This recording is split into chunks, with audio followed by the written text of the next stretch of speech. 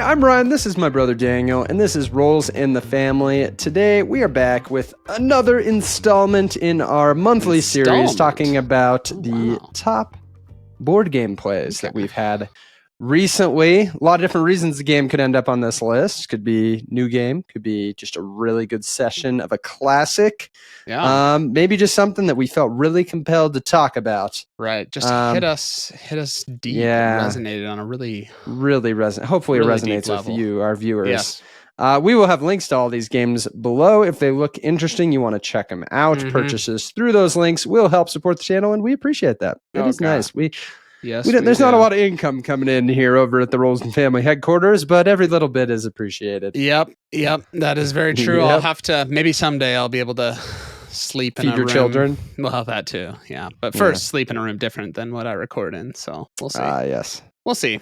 But maybe this will be the video. Maybe this will be the one this one's gonna blow up. Blow up, man! Blow up. Help us blow up. Smash that like button. Ain't that right, Ryan? Smash it. Okay. Well, should I jump things off? Well, let's hear your number 3 here. What? We usually ask the people what their let us know. True.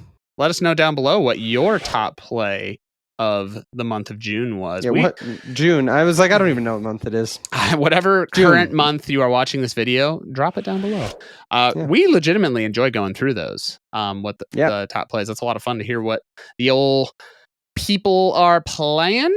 But Ryan, we don't care about the people. We care about us. Isn't that right? Not right now. Not right now. As we sit here recording this video. Yes. So we're gonna start off with my number 3. I got a fun list. Because I got 2 new games on the list, which is exciting to talk about. Number 3 is going to start with a new game. This came out of my wife's birthday was this month, and so she enjoys playing games as well, and so got a couple games that I thought would be really fun ones for us to play together. And so my number 3 is going to go to Splendor Duel. Sorry, Ryan, I'm exclusively talking about my plays with her, not our plays together on Board Game Arena. Yeah, so so my wife and I, if you've followed the channel at all, own Splendor, love Splendor. I've played tons of Splendor, and so I always was kind of hesitant to get Splendor Duel. I was like, is it really necessary? We enjoy Splendor. But I ended up getting it and realizing, man, this is what the improvements or twists, I guess, that they make on the original Splendor formula are so much fun. The whole just having kind of the whole taking of gems, I find is just way more interesting with the grid and kind of it just makes the whole puzzle a lot more interesting. And I would actually say, at least, and maybe it's just my lack of familiarity with it, but it felt like it made the decision making even a little more complex than maybe original Splendor. I would say so. Which I led to many crushing losses for me. I'll say that.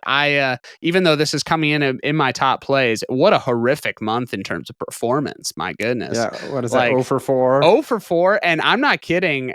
Not even close. We've got a video coming out in the future of actually one of our playthroughs on Board Game Arena, and wow, is that going to be a shameful video to post? Because my goodness, was I terrible. So but my wife, us playing it, we're just like, oh my goodness, this is so good. I mean, if you like Splendor, I mean, I think this just takes that formula and, in my opinion, improves it. Now, well, I don't know. Improves it. It's different. Like, and to me, it's like I still am keeping regular Splendor. One, it can play with more than 2 players, but it also just feels different. And so I feel good about owning both. But really fun to try that one, and excited that it's one that I'm like, yep, this is staying in the collection. And so really fun to get that one to the table, and that's why it will be coming in at my number 3 new game, Splendor Duel. Nice. You could probably fit Splendor Duel inside of the Splendor box. Oh my gosh. That might have been the biggest improvement they made was the Splendor box is so excessively big. I've been so tempted to want to 3D print one of those just little things and store all of Splendor in this like tiny little because it's a game you just want to kind of throw in a bag and take with you. But Splendor Duel does a lot better job with the efficiency of the storage, which I appreciate. So. Yes, is very cool. fun. Well, Daniel doing his best to prove that even a game where he gets crushed can make the top plays of the month. I know. I don't know how convincing his spiel was. I'm not there. kidding. Like, not only did I lose, they were not even close. Like 4 in a row I did end up winning one of them. The last one I played against my wife. You did? I did. Yes, I snuck out. Okay. I snuck out a win, so that's why it's on the top plays. But there you go. Those first 4 plays, it was like I was not even close at all. I was just. It was truly crushing, and so crushing. So that shows how much I enjoyed the game. That even amidst that sorrow, I could enjoy myself. So there you go.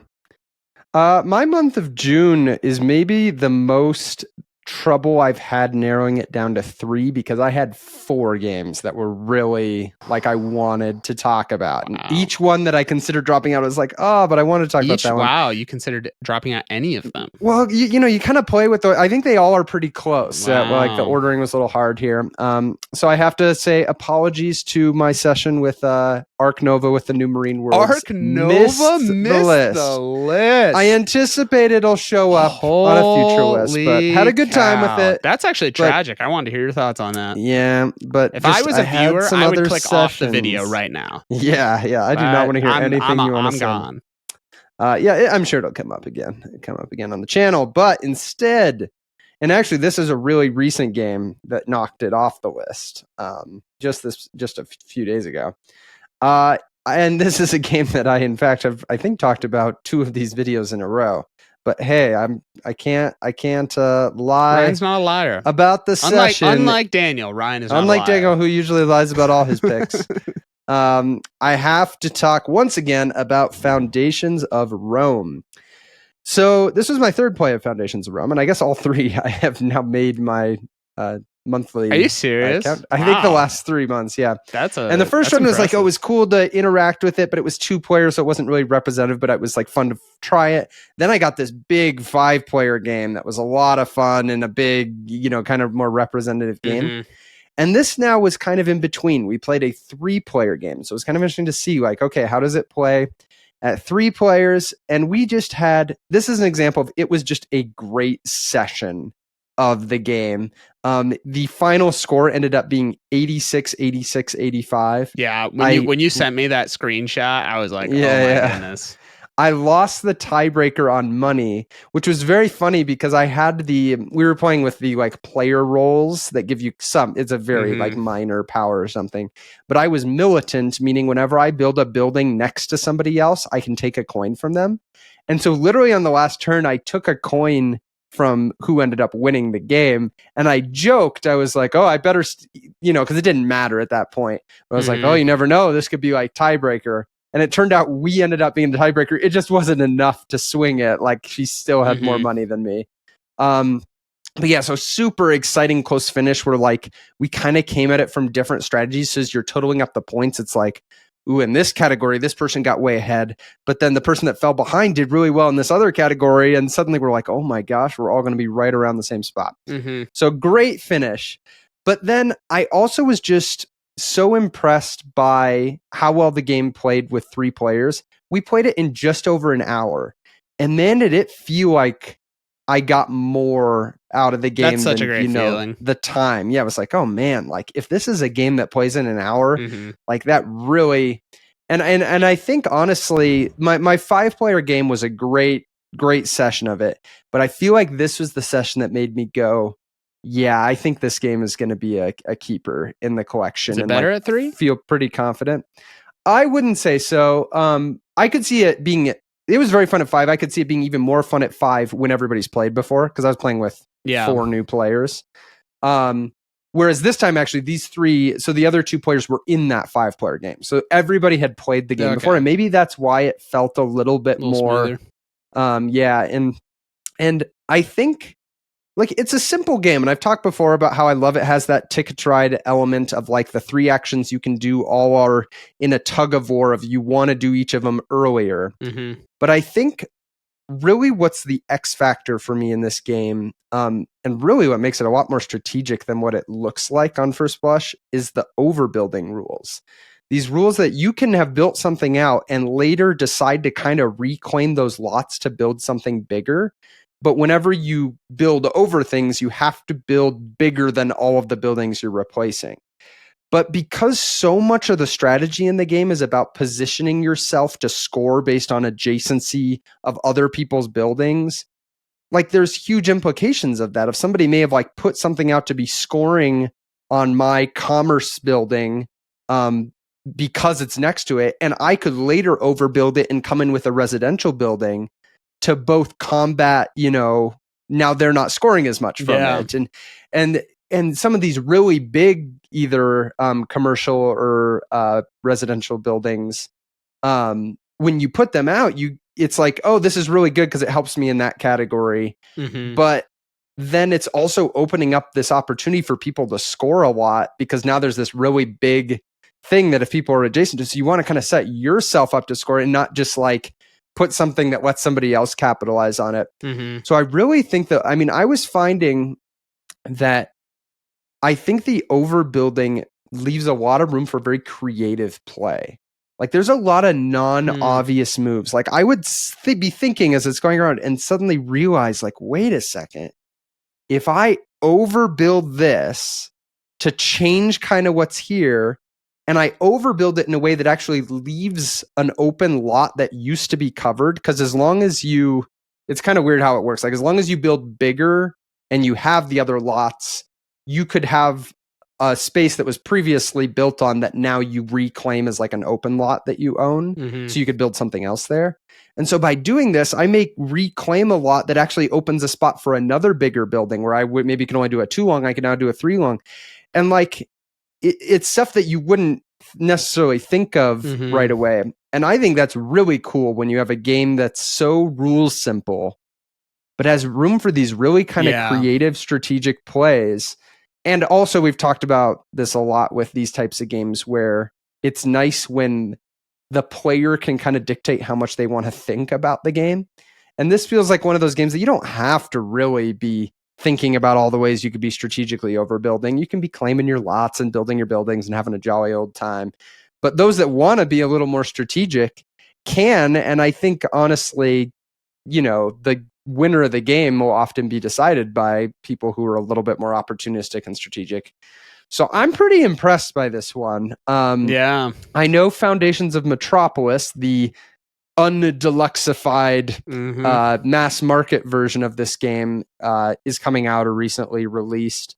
But as of right now, I'm very happy to have it's very fun. I can't deny the fun factor. Well, yeah, of having these big chunky buildings. You can't go back. And like seeing it build up, and like it's got great table presentation. But I'm excited about this one. I am planning on bringing it on our road trip we're leaving on shortly, on which I will encounter Daniel for a stretch of this road trip. So I think that'll be a must try, and I'm interested to see. Yeah, I'm like interested to try it and also scared to try it because I'm like, oh boy, my wallets can't handle that. No, that one looks really sweet, and my gosh, 3 plays and all 3 have made. You're saying all 3 have made a top play? I think so. The first one was a little bit of a stretch because I think it was a slow month, and it was more about getting to try it for the first time. Unbelievable. But yeah, I've had some different games around. Jeez. Yeah. Viewers are getting bored. You wait so long for this big game, you got to get it to the table. Yeah, you're just. That said, I've gotten to the table 3 times in 3 months. That isn't exactly like. What's it called when you try your opinion of something is tainted? No, tainted through the lens of how much you paid for it. You're like trying to justify your purchase. Yeah. Well, I don't know what it's called, but that's what you're doing right now. Yeah. Ownership bias or something. Yeah, there you go. Okay, very nice, Ryan. My coming over to my number 2. Is a game that have been kind of playing, getting a play of it. We've been pretty good about maybe monthly getting a play of it in. And it's one that I've played many times before, campaign game, and just had a really great play of it. And this is going to go to Star Wars Imperial Assault. And this one, I suppose campaigns last quite a while. We are coming in. I think we had a forced mission, so that added, kind of another extra mission into it. I think we've got maybe 3 more missions and then the finale, something like that. And it's been a really great campaign. It's been really even, which is awesome. Like I think we're like basically neck and neck in terms of wins in missions, which is a game like this is exactly what you could hope for.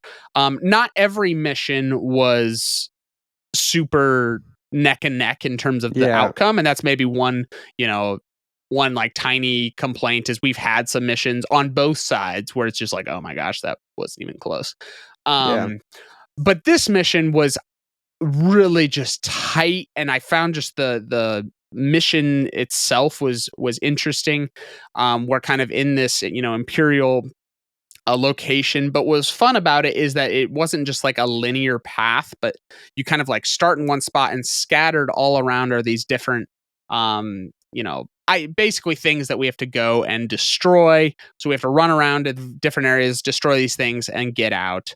But there were a lot of different paths of how you could get to the various things, of kind of like there's this center main hallway, but then all of these like side hallway or side kind of roundabout ways and whatnot. And so figuring out strategically, like, should we all stay together? Should we, split up in pairs? Do we all just, the tension in the game really is always this tension between, do we fight or do we sprint? Yeah, sure. And figuring out the kind of what's the fine line. Because if you just run, you're going to die. And if you just fight, you're going to run out of time. And that's kind of the big thing you're always trying to figure out is, do we fight here or do we run, or what's maybe there's a middle ground. This mission was just great because it was so tight. We ended up losing but it was one that it was like, oh man, we really didn't know who was going to pull it off. We got to a lot of them destroyed and there was hope, and it just didn't work out. One thing I'm loving about this campaign specifically is the character I'm playing, Jyn Odin. She is one of my favorite characters that I've played in Imperial Assault, just because she is so nimble. Like, she has, so I've, not only I think in her kind of base abilities, but I've gotten some upgrades as well where, and I'm not going to remember it exactly, but it's like, okay, after, if someone shoots at you before they attack you, you can, strain 1 and fire back and then move 2 spaces. And then I've got an upgrade that every time after I attack, I can move 2 spaces. Or so I have like 3 cards or something where I'm just nimbly moving around the place. And it is so fun because I'm just like, I kind of just go off by myself because I can pretty safely just get away from dangerous situations and stuff. And oh man, it's one of the more fun characters I've played. So from a personal perspective, that's been a blast playing that character. But yeah, we're coming down the home stretch, and again, for me to be playing the main campaign a third time and still having a lot of fun with it. One, I think it shows it's just got a great system of the branching nature of it. Like I'm far enough in now where I'm playing like this last mission. I never played it before. So that's pretty cool. But also now just reminded of this game has such a great character upgrade system. And it's so fun between the personal cards that you're choosing. They feel so powerful, but meaningfully different. Which routes you go, which ones you choose to buy. You can really pivot how you want your character to play. And then you combine that with, the just general store upgrades that you're spending credits to buy. And we just sold a ton of our stuff to get one of our guys this like unbelievable weapon. And so there's just so much excitement around that. And so it's going to be fun to see coming down the home stretch here, because I really have no idea. This might be actually the closest neck and neck campaign I've played of Imperial Assault, where I really like, I've played one where I was like, where I was the Imperial side and I was like, I think I got this kind of most of the way. But yeah, so it's been a blast and fun to get another play of it to come in at my number 2. Ryan, you're not in any campaigns right now, are you? Well, we've got the long pause Journeys in Middle Earth campaign. I know the viewers are still waiting. That said, my friend that was overseas is going to be back this summer. There's so hope. It likely is going to for the it's finale, very possible. Right? Yeah, so that's all we have left. We just couldn't quite finish the finale. Oh my gosh, that's so maybe we'll tap out. You'll finish Imperial Assault, and I'll finish off. Yeah, nice. It is impressive that you're still enjoying it after so many plays of the same campaign, especially. That's cool. Yep. Yeah, and I feel like you were mentioning liking that character. I feel like some of these games, and I actually don't know if Imperial Assault has like a lot of the popular characters as playable characters. Like I don't like all like kind of all the playable characters are made up, kind of fish. Okay, but then you can get like you meet other real characters as you go. Because I've thought about that in games like because Journeys in Middle Earth, it obviously has both. So like we in our campaign are Aragorn, Legolas, and Gandalf. So it's like, and then there's these other ones that are like kind of those fictional ones. And I'm like, probably almost everybody that plays a campaign in this is going to pick the iconic people they know. But sometimes some of those other random ones might have maybe very fun to play because of their power. Yeah. It's kind of weird, I guess, to do mix. Yeah, they kind of like, I feel like you should kind of go one or the other. Otherwise, you'd always choose the ones. So. Yeah, but someday maybe. Okay, Ryan. Different one. My number 2 is a game that kind of falls in this category of being on my radar for a long time, has been on the wish list, one I've wanted to try, but has never really bumped up the wish list far enough to be in like purchase consideration.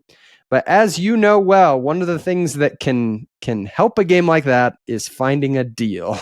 Because sometimes when you find a really good deal, you're like, well, this is a great opportunity to try this game that I wanted to try, even if it wasn't necessarily going to be the next game I was going to buy. That's how I live. That is, yeah, you do that. You are turning into me, Ryan. I love it. This was a very good deal, and I managed to snag the newer edition of Inis. Wow. And this is a game that Daniel I feel almost a little misled by Daniel because Daniel actually played this. Yes. Way back. Caveat: this is like, 8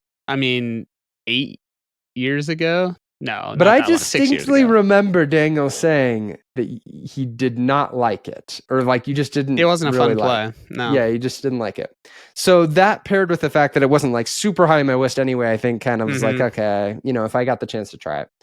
But I played it for the first time, 3-player game, and I was pretty impressed by it. Now, granted, I was playing with 2 close friends. It was a good. I think I had a good group to have a good session with it.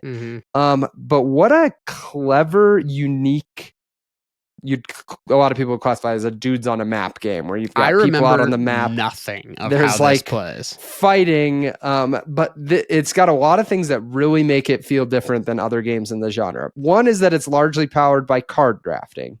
And so every round you're drafting 4 cards, and those are the cards that you now have to do actions during the round. So it's like you can't just go attack a place next to you. You have to have a card that lets you. And you're always using the same. So in a 3-player game, it's always the same set of 13 cards. And every round you remove 1 and deal out the other 12.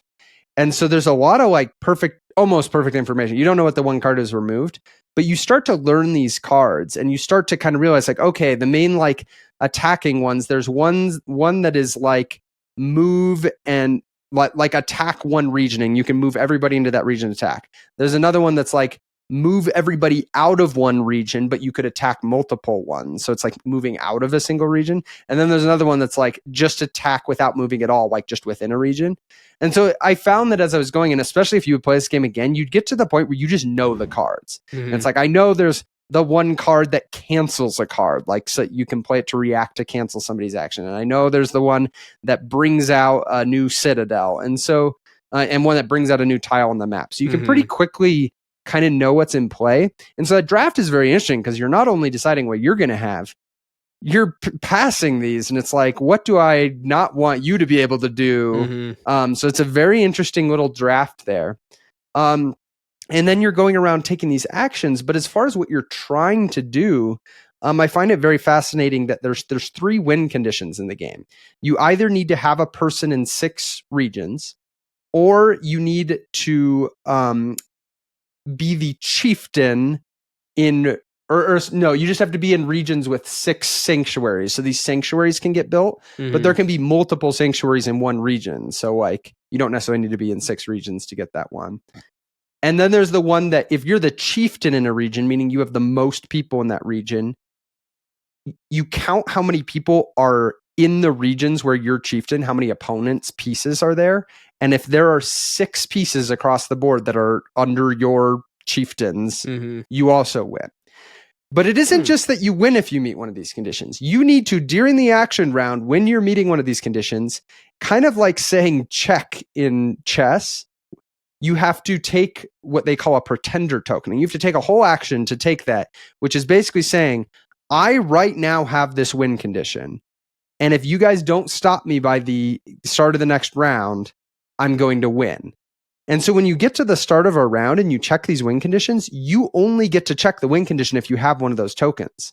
So even if you meet the win condition, you can't win unless you in the previous round took one while you had that. And so it's definitely got this element of, people trying to figure out how can we stop this person from getting it. And that's kind of what happened in our game. It's like, oh, this person's going to win. Oh, we did this thing and that stopped that. But now this other person's close to winning because everybody's pushing closer and closer to winning across these different categories. Yeah. And so it feels like this game that's like always going to end with this kind of like surprise, clever move or something of like, oh, we stopped this, but this person snuck in this thing and there's nothing we can do about it at this point. And there is a lot of room for kind of that clever play and sneakiness of like, they think I'm going after this win condition, but I actually, with these cards, could sneak on this other win condition. There's also the ability, it's hard to do, but you can get these deeds, which is like this like harp lyre token. So for example, there's this bard card that if you attack somebody in a battle and remove their unit, you can play the bard in response to get a deed token. And deeds are amazing because you can use them as a wild towards a win condition. So now you only have to be in 5 regions to get that 6 region thing. And you could use it for any of the win conditions. But it's very hard to do because you both have to be like attacking and play the bard card. And there's that card that can cancel a card. And so there's a little bit of this maybe, like I actually had a round where I had 2 aggressive cards. I did my first aggressive card and drew out the canceling card. I got them to cancel that. And then I was able to do another attack and successfully use the barb. That's cool. It did not end up winning me the game, but I was the only one, I think, with a deed token. So yeah, I was very impressed by this. I love the variability. You start the game with 3 region tiles, but every tile is unique and has its own unique advantage card. And at the beginning of every round, whoever's the chieftain in that area gets the advantage card into their hand. And so depending on which regions are out, that changes the feel of what other things are in play and like, how much you value becoming the chieftain in a region so you can get those advantages. There's also this deck of epic tale cards, which are like special powerful cards that tend to be like more specific of when you would use them, but there's cards that'll let you get epic tale cards, which are the only cards that stay in your hand between rounds. You can kind of wait and strategize when to use them. And all of this played we were all playing for our first time, and we were just over an hour and a half, I think. And honestly, I could see it with a group that knows what they're doing being much closer to an hour, which just puts it in a different category, right, of when this could get to the table. So all that to say, I'm pretty optimistic, actually, of this being one that I'm going to hold on to. I don't have a lot of combat dudes on a map style games. Right. And this one's so unique, and it doesn't have like much, like there's no like rolling to attack, which we are fans of dice. We like, games, but in this one, I think it works really well that it's a little bit more deterministic and it feels like it's more the dynamics of the players and creative plays and positioning. And I actually could really see our sister liking this game because a lot of the things I'm describing are like the types of games that she enjoys. There you go. So I'll have to get her thoughts on it. And perhaps yours. I will say, might make the cut. First reaction, I remember nothing about this game. Yeah, none of that. Maybe it wasn't an issue. It might have not been, honestly. And no, honestly, I mean, like you said, a lot of it's the group. I don't even remember who I played it with. I think it was some. You were at group. like some like library. Yeah, it was some library like, board game thing. Board game day. Yeah, I think it was at our college. And I think I was playing with some random people. So maybe they were just horrible. No. Hopefully they're not watching right now. Yeah. Oh my gosh, can you imagine? Can you imagine?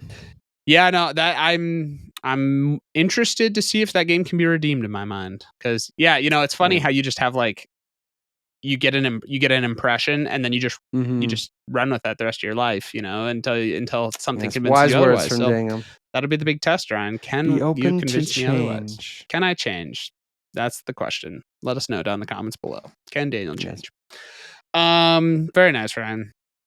Although shocked that beat Ark Nova. Wow. Okay. Yeah, it was tough. Yeah, tough stuff. Speaking of tough stuff, I have no transition for this. I was going to say, I'm going to judge the quality of this segue in a second here. Yeah, speaking of tough stuff, my number one has very tough components that could, really withstand a beating, man. They really could, actually. My number one is going to go to, oh, wow, you already know what it is.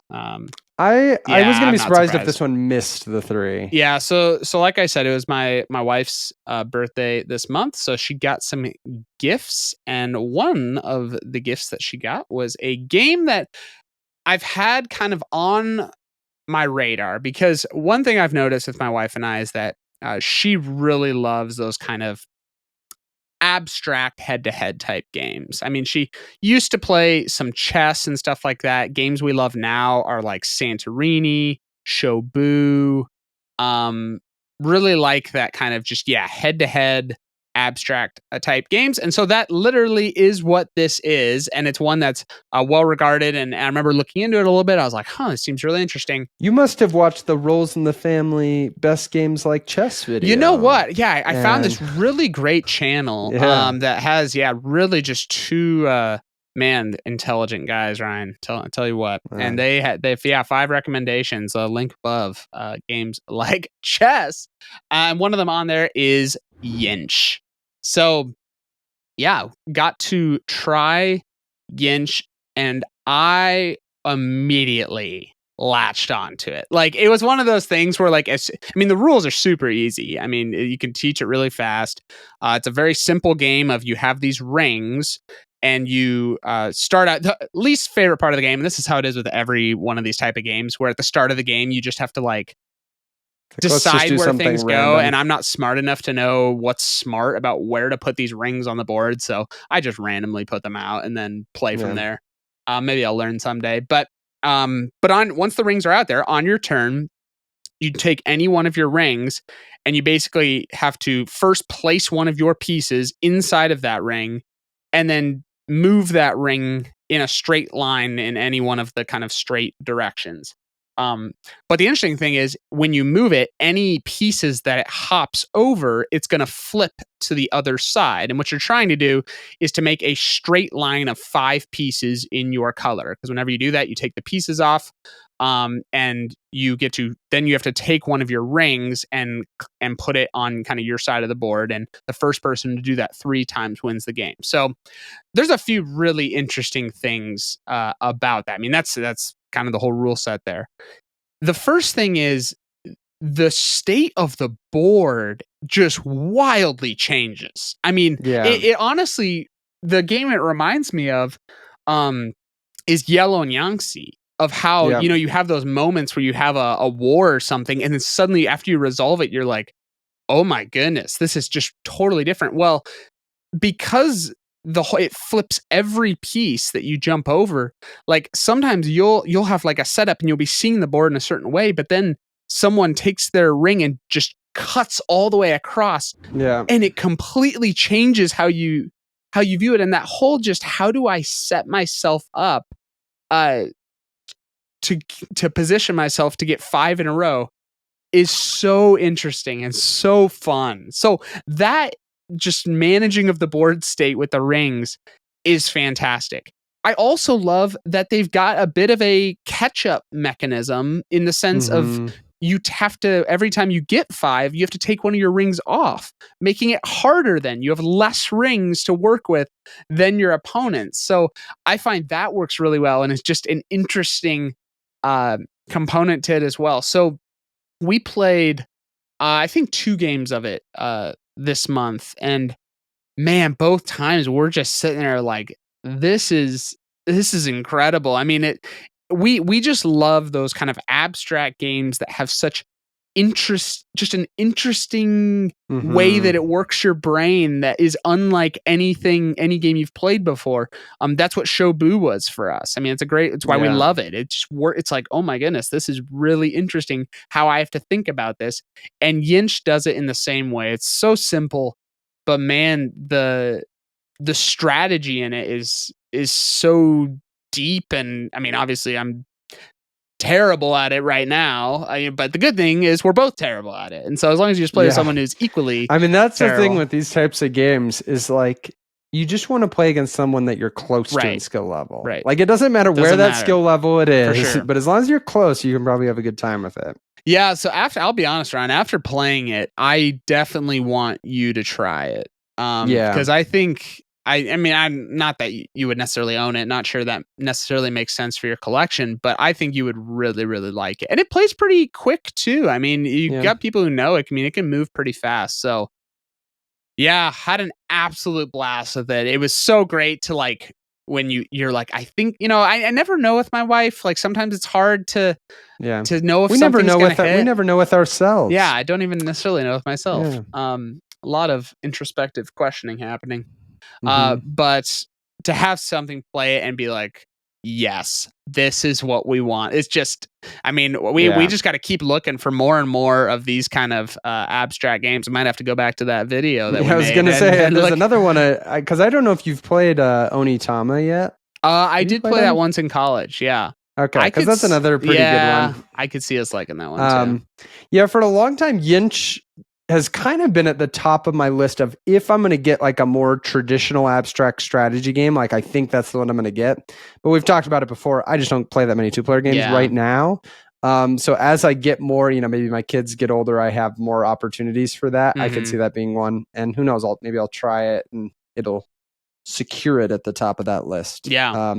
But I love, having a game like that, because it's got the really classic feel, like the pieces, the look, but then to have it be such kind of a fresh, modern take, like it feels very different. Like there's a little bit of like, oh, this reminds me of Othello with the flipping. Well, I will say, so my wife played a ton of Othello growing up. Okay. And it actually kind of messed her up at first, how to think about it, because in Othello, it's you place the piece and then it flips all the ones in between to your side. It doesn't flip all the pieces, like sure, like so you can jump your own pieces. Yeah, they're always going to you never have to worry about your piece going to the other side when you're playing. And so that was something that we like started. I like explained the rules. We started playing, and then she was like, "Wait a second!" When she saw me cut across. And all the pieces flip, including some to her, to her side. And she's like, that changes everything. Like that's so, yeah, it was for someone who she enjoyed Othello a lot growing up. This one is definitely a fresh take. And it was a blast. So it'll be interesting to see if you guys want to explore the, what is it? The GIF series. So Yinch is in the series. I know part of that series. And there's a bunch, and a lot of them, they all kind of fall into that category of very fascinating takes on abstract strategy games. So, and they all kind of have that classic look, and it looks so nice on the shelf next to each other. They all have like these 5-letter names that are like in the same circle, like graphic design. It'd be beautiful, really. Oh my gosh. And then just think of the content we can make, ranking the content. Wow. Yes, we do it all for the content. That's the only reason I buy board games is for the content. Yes.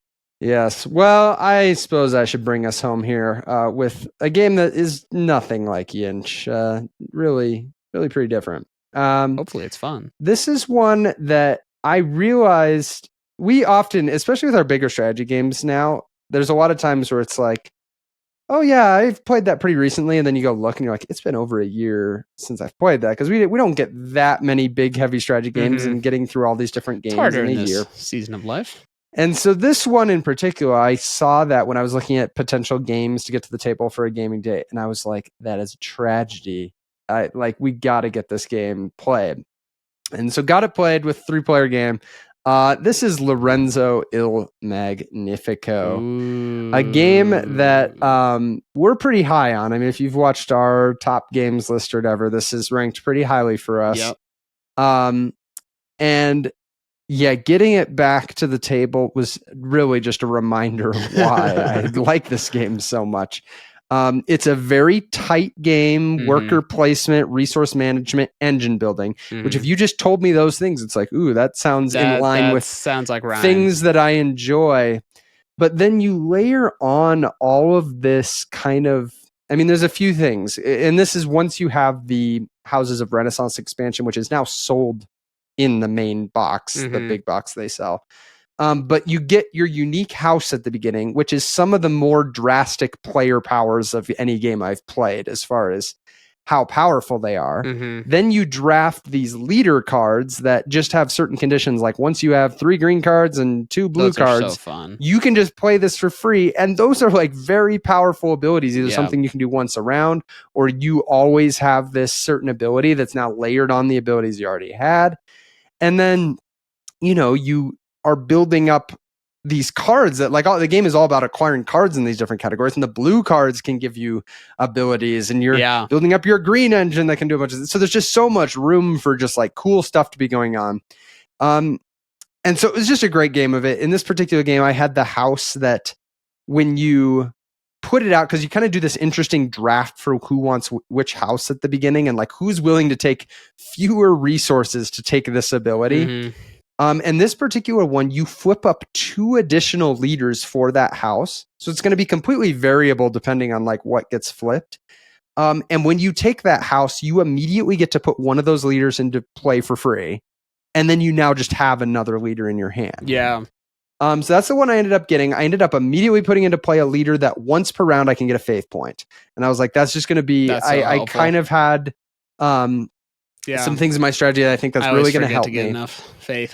The other one I got from that taking the house was Martin Luther, who's the one that once you play him, you can never get excommunicated in the whatever that phase is called. Good old Luther. And so I was very tempted to play that out as my first one, because my free one, because it would be like I just literally don't have to worry about it at all. I ended up being able to play him later, which ended up being helpful, and I was able to not worry about getting that. And so that was all really cool. Then I had this strategy to lean really hard into the greens and military, which was specifically because my leaders, those were some of the requirements to get my leaders out, right? Like that's a lot of what drives your strategy is like, okay, I need this many greens to get this leader out. And greens and military kind of align in this game, because the more green or the more military you get, the number of green cards you can take goes up, because you can go out and conquer new lands, I guess. And so I was kind of going with this thing, and that was I was able to get my leaders out pretty quick. I got the leader that makes it so that my neutral that's normally a 0 is always a 3, which again, that's one card. That's like a huge change, like drastic. To always get that the rest of the way. Massive. Yes. I also got I think it was a leader that every time I score points from something, I score 1 more. And so like that really shaped my strategy of like I had in my green production multiple cards just that produced a point or 2 points, because now it's 2 points, 3 points every time. And so I hadn't really had a game that I'd quite done that in this way, but I think over everything in this game, it's just such a tight, fun system. But then the variability of these amazing powers and things you get is just so fun on top of that. It just, I think it's like best in class in terms of kind of like worker placement, engine building, at least for our taste, where we love variability so much. And like things that make each session feel different, and things that variable setup informs how I'm going to attack the game. Like, because I have these leaders in this, I'm going to try to, do this way. Yeah. So really just a fantastic game, Lorenzo. Yeah. Il Magnifico. One of the things that I love so much about that game is the randomness of rolling the dice, but how it affects everyone. Sure, yeah, because whatever you roll, everybody's workers become the value. We actually had an iconic moment in this. Really? I'll even call him out by name, because my friend Steve. He jokingly said, "I'm going to roll 3 6s," and rolled 3 6s. No. The time he said it, it was like he willed it into existence. Okay, Ryan, what are the odds of rolling 3 6s? You're not good. Not good. You're an odds master, aren't you? 1 in 216, I think. Wow. Okay. Jeez, Ryan. Yeah. Well, because the odds of getting 3 of the same would be, I think, 1 in 36. Because it doesn't matter what the first die is. Then it could be anywhere from 1 to 6. But if you specifically are saying, "I want 3 6s," I think it's 1/6 times. Let us know down in the comments below. Is Ryan right? Check my math. Ryan right?